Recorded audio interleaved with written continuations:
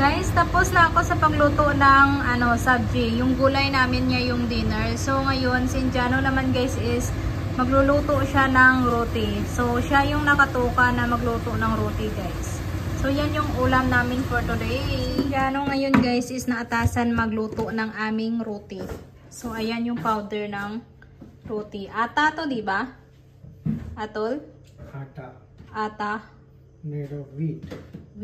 With flour. So ganyan sila guys halo ng kanilang roti. So haluin mo, salain mo gamit yung kamay mo guys. Ganon yun. Tapos masamasahin mo na parang tinapay. Paunti-unti lang siya paglagay ng tubig guys, no. Huwag mo siyang biglain kasi baka masyadong masyadong madami naman ilagay mo na tubig. So ganyan sila maglagay. Tapos ganyanin na siya guys, oh. Ganyan na siya. Tapos dagdagan yung ibang hindi pa nabasa. Pina-punch siya guys, oh. Para para magpantay ba yung walang maiwan na parang tuyo-tuyo na mga flour. So ginaganyan nila. Ang bilis lang siya, 'di ba guys? So ganyan na siya, iiwan lang ni Indiano tapos i-prepare niya yung iba. Painit na guys si Indiano ng pan. Ito yung pan para sa roti. Pag magluto ng roti guys. Tapos ito yung lalagyan ng luto na roti. Tapos meron silang extra na powder. Tapos iyan na yung roti.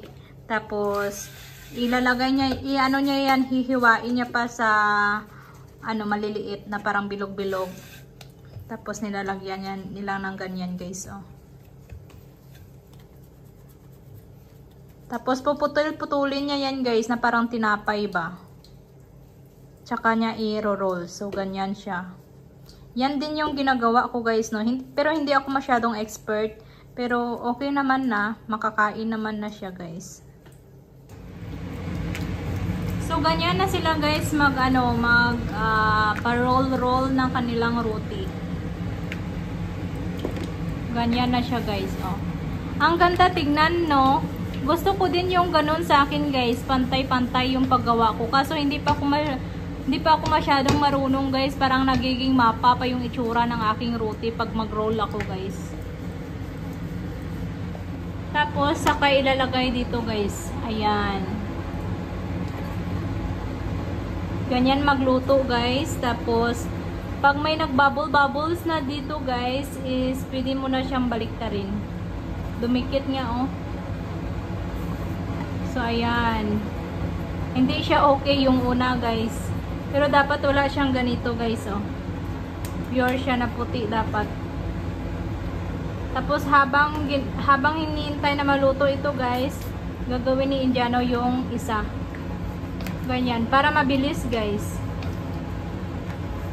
Pero ako kasi magluto ako guys is mabagal ako gumawa.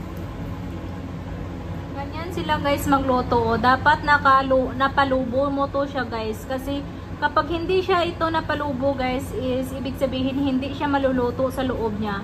Ganon yung style nila guys. Dapat malagyan siya ng ng hangin doon sa loob para maluto yung sa loob niya ba. Tapos ilalagay na doon, tapos next na yung isa. Mabilis lang to gawin guys kung mabilis kang gumawa din, no. Yung nahirapan kasi ako yung mag-roll doon guys, oh, ng kanilang roti. So, dito ako nakaalalay kay Indiano. Tulungan ko siya para makakain na kami kasi around 9 PM na guys. So guys, kakain na kami. So, hinahalo lang ito ni Indiano guys. Pero parang feeling ko to guys is spicy siya. So, hindi ko lang sure guys ha. How much you want? Little lang. Yeah, that much only. I gave you more potato. Huh. No. I will try first. Maybe I will not like it because when I taste it, I feel spicy. Ako man guys, nagluto guys. Dinamihan ko siguro lagay ng chili powder. So, kain tayo guys. Sobrang bright ng aming bahay guys, oh. Kalat pa. So, ito yung kakainin namin guys. Ayan. Ito kay Indiano, oh, meron pa siya donut, na hard donut daw to. Tapos ito, ilang araw na to na guys na na chicken curry niya. Tapos ito na yung niluto Compared niya to na this ano. donut, whatever we got in market in Antique right, San Jose, we went to market. There they gave the fresh bread. That was more yummy. That is soft. They have sugar, no? Me and Ron was eating. That So, ganyan yung ugali ni Indiano, guys. Bago kami kumain is nilalagyan niya ng mga tubig. Kasi in case daw mabulunan kami is may maano kami, mainom kagad kami na tubig. So, kain tayo guys, dinner.